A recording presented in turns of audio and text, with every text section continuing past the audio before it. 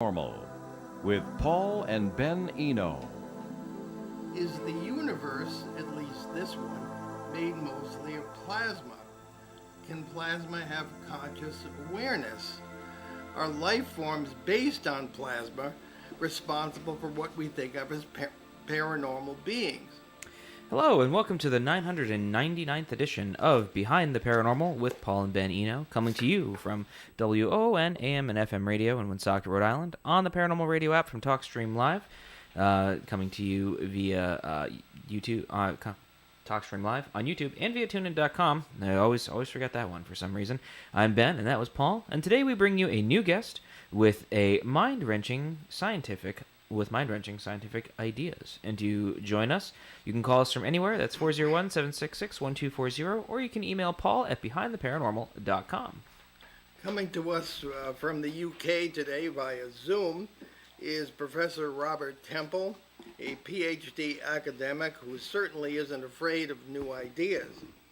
Dr. Temple is the author of a dozen controversial books, including The Sirius Mystery, the Sirius as in the star, New Scientific Evidence of Alien Contact 5,000 Years Ago, and A New Science of Heaven, how the new science of plasma physics is shedding light on spiritual experience, the center of our discussion today.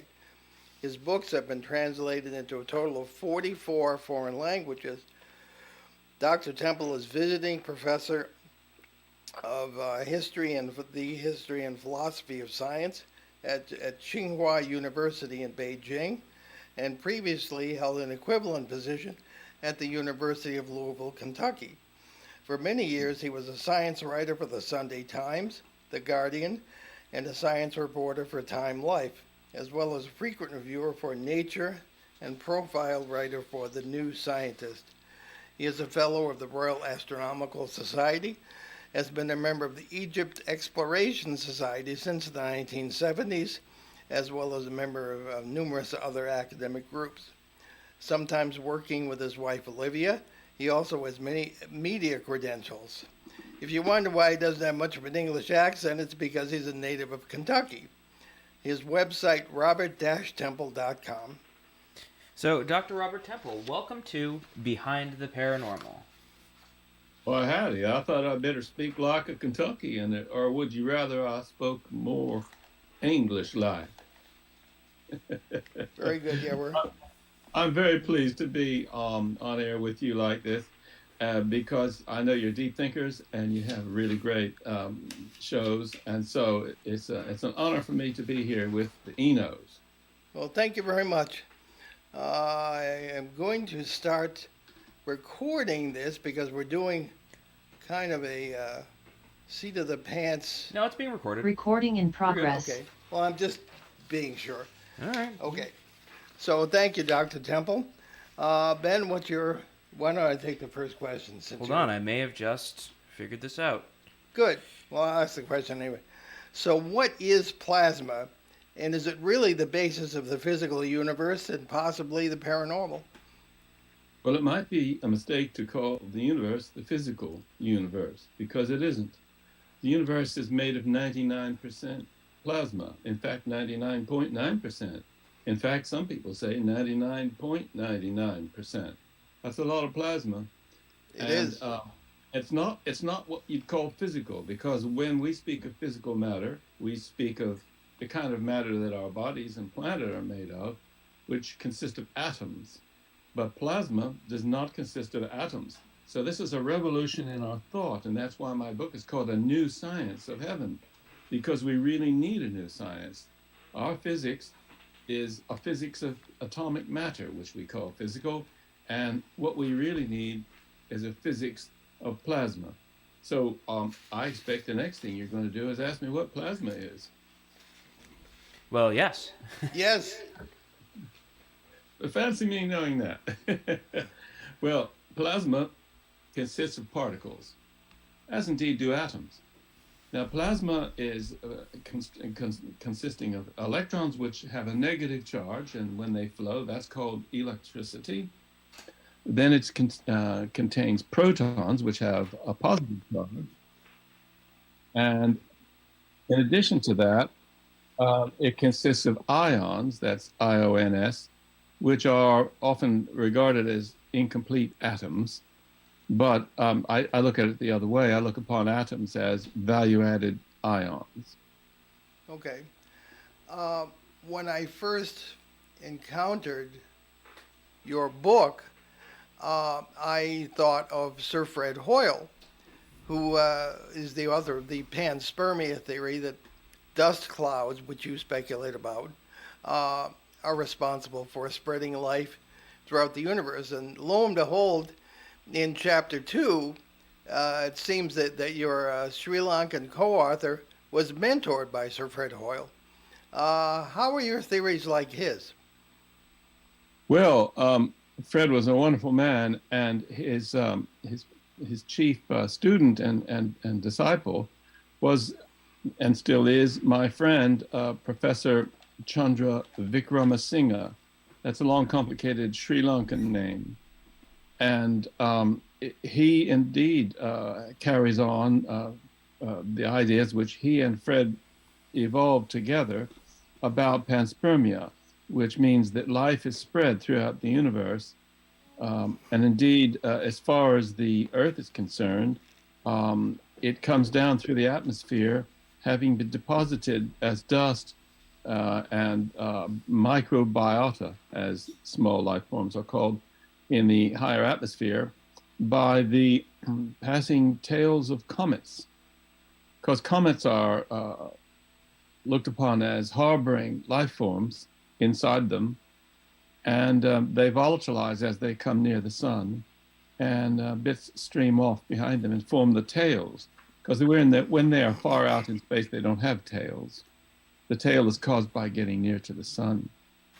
And so panspermia is an idea that Fred and Chandra originated, although there were preliminary notions about that in antiquity, and I'm the one who wrote the paper called The Prehistory of Panspermia, which you can download from my entry on researchgate.net, where my technical papers are to be found, including one that I've published which suggests that there was never a Big Bang to the universe.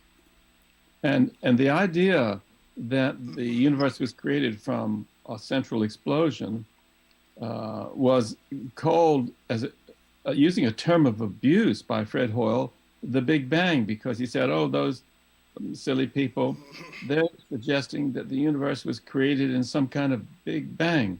And the people believing in that idea were so stupid that they proudly adopted Fred Hoyle's term of abuse for them as a description of their theory. Well, there you have it. It's funny. I had an astronomy professor in college who he was very cynical, and he kind of had a Rodney Dangerfield vibe about him. And he did this whole shtick where he was like, yeah, if astronomers don't know what to say about it, they just say a collision did it. And he was like, yeah, it's just a collision. And you made it as a joke, but he was like half serious about it. But then again, this is like 10 years ago. So, but keep that in mind. Well, Nice to hear Rodney Dangerfield being mentioned, because I knew him long ago. I knew all those New York comedians back in the 60s, like Joan Rivers, and Rodney was a particularly funny one. Well, given our limited time, we should probably get into the paranormal. You use amazing terms in your book, such as inorganic living matter. So before we get into the paranormal, can you mention how plasma is, as you say, self-organizing and that sort of thing that might lead it to be interpreted as a form of life, and how it might be transmogrified into what we're going to talk about? Excellent question. Well, plasma can exist as a gas, as a liquid, as a solid, and as crystals. So it has many forms. When it was first discovered by Sir William Crookes in 1879, the man who invented the vacuum tube, he called it radiant matter, and he said that it was the fourth stage of matter. the others being gas, liquid, and solid. As with water, you can get it as a liquid, you can freeze it and it becomes ice, and you can evaporate it and it becomes steam. And that's the perfect model of what had been called the three stages of matter. And then Crookes said, well, there's obviously a fourth stage, and he had discovered it. We now call it plasma, which, by the way, has nothing to do with blood plasma, which you get in hospitals. It's a different use of the word. And so when you get plasma in these different states, the thing that it needs to have to become really interesting is dust. It must contain dust. And when it does, it can become what is called, technically speaking, a dusty complex plasma. That's the three words used to describe this particular type of plasma. And it's been proved in laboratory experiments by some of the plasma physicists who have been working on the fringes of the science to be capable of self-organization using process which is often called emergence. That means it develops emergent characteristics apparently from nothing, and spontaneously itself. That's called self-organization. And they've proved this in the lab with small plasmas, obviously not space ones. And what then happens is that it can evolve to such a state of complexity that it can spontaneously begin to develop a rudimentary form of intelligence, which becomes more and more and more complex, and in fact turns out to be similar to what we now call AI. And presumably it goes further than that. So considering that the universe has so much dusty complex plasma in it, and that our sun consists of dusty complex plasma, for instance, and all the stars do, and all those nebula clouds, which you see in the space photos of distant space, which have weird shapes and so on, they are probably all intelligent. And that's something to give us pause for thought, because if we think we've got brains, what about them? Yes.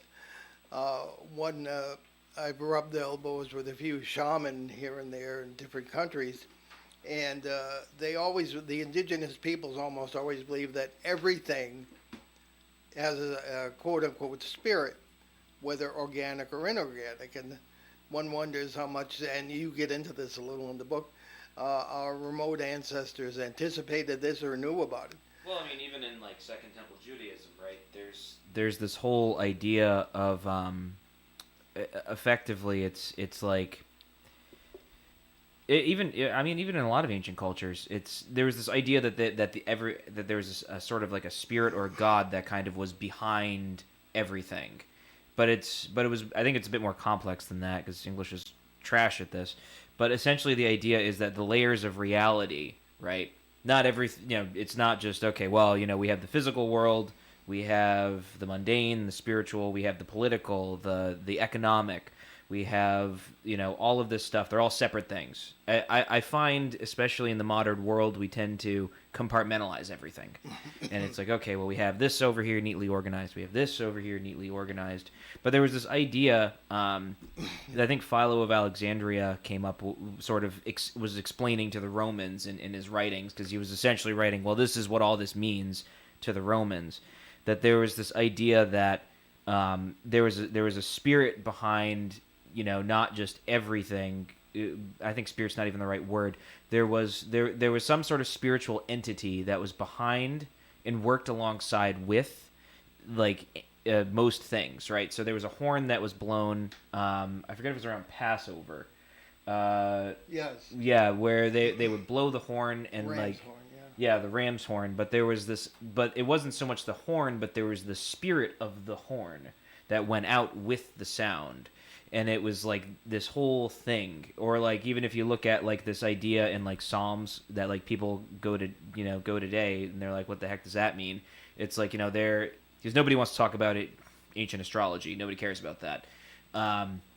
That there's this idea that there's this line that goes throughout, all of the earth, and that there was this cosmic order and understanding that all these sort of beings participated in.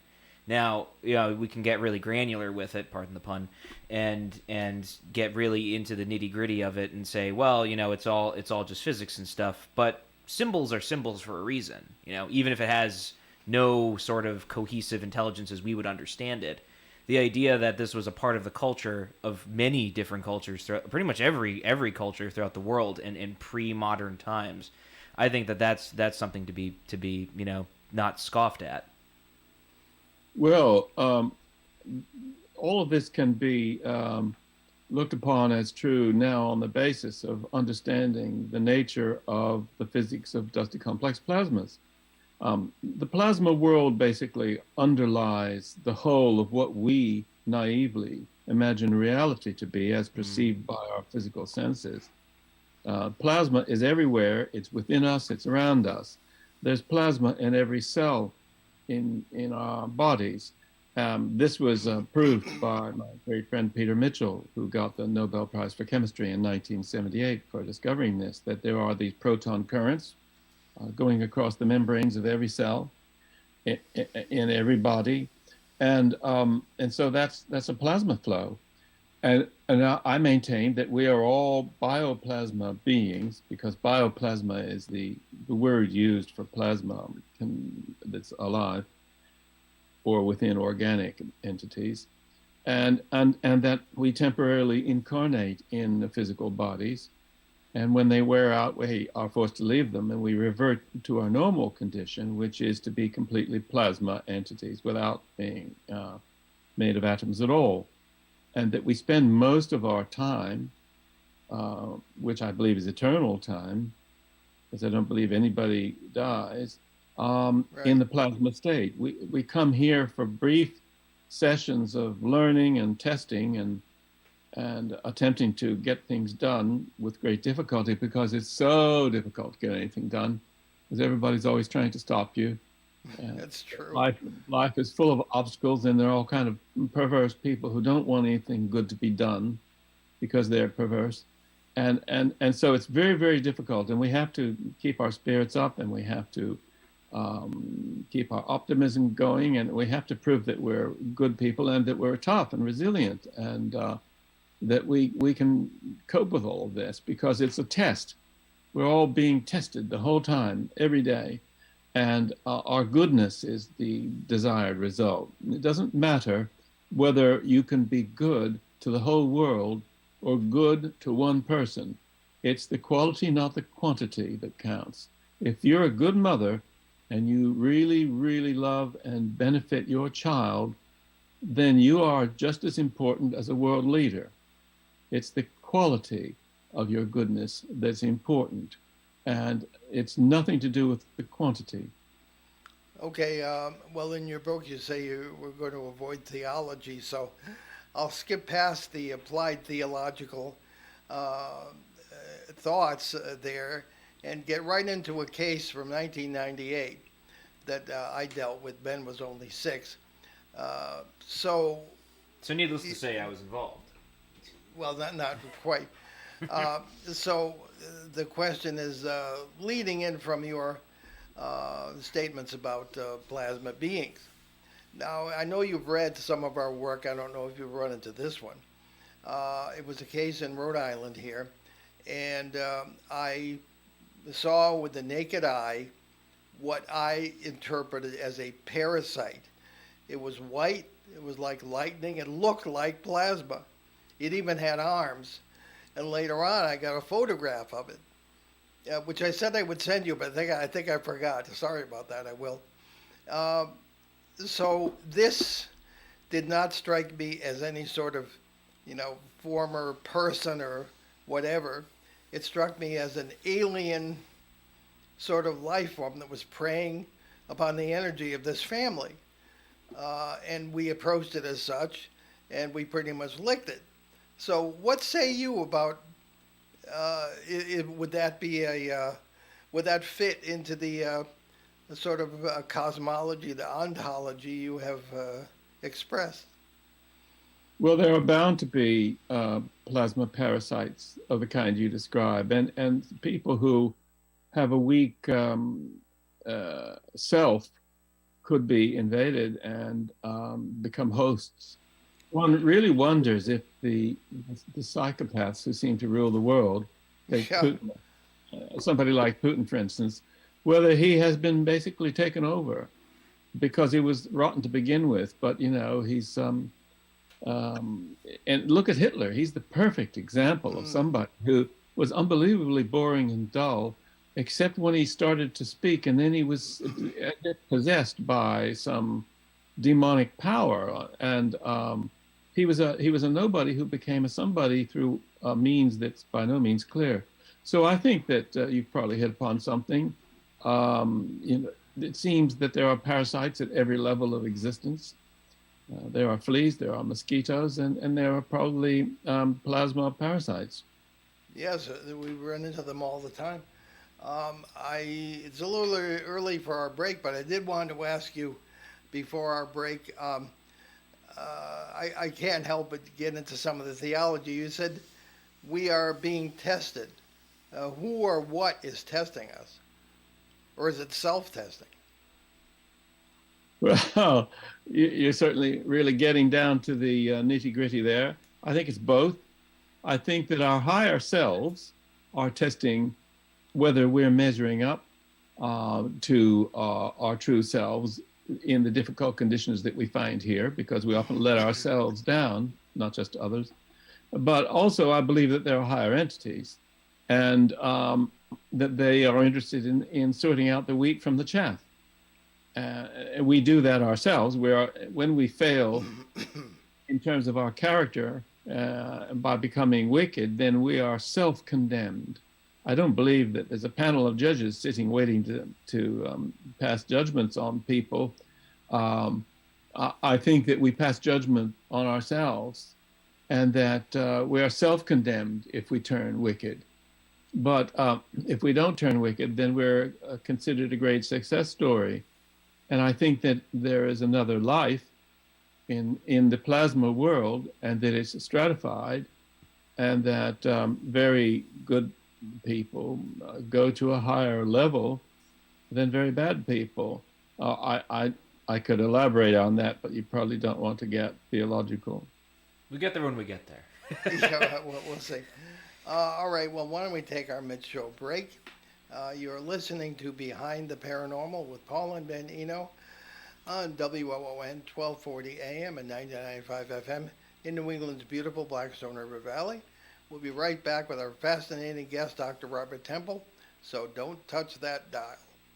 It's time for the annual Breakfast with the Saints at the St. Anne Cultural Center. Enjoy a breakfast buffet under the center's magnificently frescoed ceiling. The breakfast will be held on Sunday, April 30th from 8 a.m. to 11 a.m. Tickets are $20 in advance or $25 at the door. Tickets are available at Belo's Flowers, Creative Impressions, The Honey Shop, Timeless Antiques, Vos True Value Hardware, or visit the St. Anne Cultural Center website.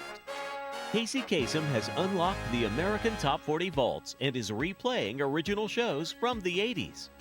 This week, Casey takes you back to April 5th, 1986. That's when Robert Palmer was addicted to love. The Thompson Twins were King for a Day. Stevie Wonder was Overjoyed. And Janet Jackson asked, "What have you done for me lately?" You'll hear those songs, all the top 40 hits, and the long-distance dedications from April 5th, 1986, right here on American Top 40, the 80s. ON Radio. And welcome back to WOON AM and FM radio in Woonsocket, Rhode Island. And we are talking with, it's Behind the Paranormal. We're speaking with Dr. Robert Temple, all the way from the UK. And why don't we go to, you're starting to smell the brain power burning around here. So let's go to a question or a couple of questions from Peter Shelley in Bogota, Colombia. Yes, and Peter writes to us, Dear Dr. Temple, previously you did a lot of investigations into the mysterious or the mysteries surrounding the Great Sphinx of Egypt. Can you update us on that? Oh, well, I'm glad to hear from somebody in Colombia who is aware of the work that I did on the Sphinx. my wife Olivia and I wrote an entire book called The Sphinx Mystery, which which contains at the back a huge appendix consisting of everything ever published about the Sphinx from ancient Roman times up till the year 1837, when it became too numerous and we had to stop. And it's all there in one book. And I translated the German, Olivia translated the French. So you've got the complete Bible of the Sphinx for 2,000 years at the back of our book. It saves you trips to many libraries. So that's one thing. Now, I did manage to get inside the Sphinx, which was a very interesting experience because there's a small hole in its bottom. In fact, Olivia likes to joke about the fact that the photo that she took of me with my head sticking out was Robert with his head sticking out of the Sphinx's ass, which is what it really was. I hope I haven't used a word that's too rude for some sensitivities. It's meant to be a joke. Anyway. You wanted it not to be too rude for the FCC. Yes. Oh, well, the FCC or the FC don't see. Truly. So the Federal Communications Non-Seeing Corporation. Okay.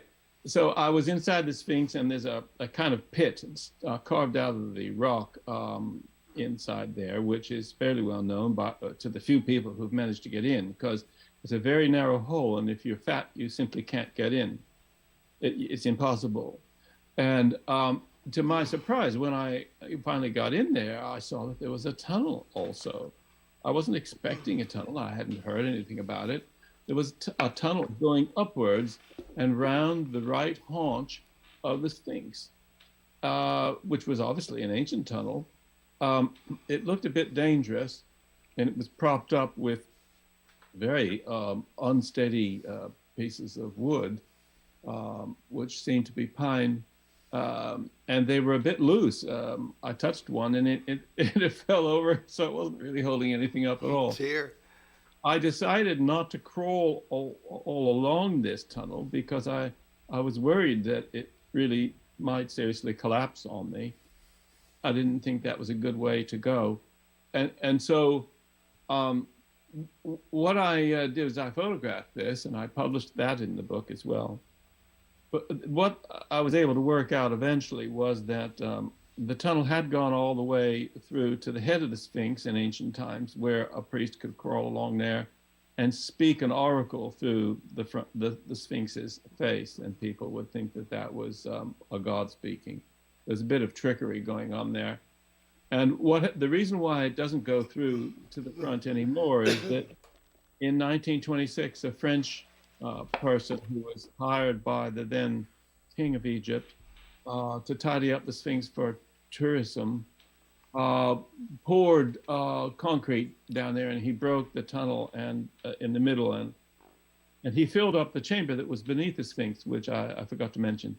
There really is a chamber beneath the Sphinx, but it's not original. It was what they call intruded. That is, apparently in the 26th dynasty, the Sa'ite period, they made a shaft down through the Sphinx's waist, and they created a burial chamber down there, and somebody was buried down there because the remains of a coffin were found. And so I have published and, when necessary, translated all the descriptions, the eyewitness descriptions of people who saw and entered this chamber over a period of 350 years.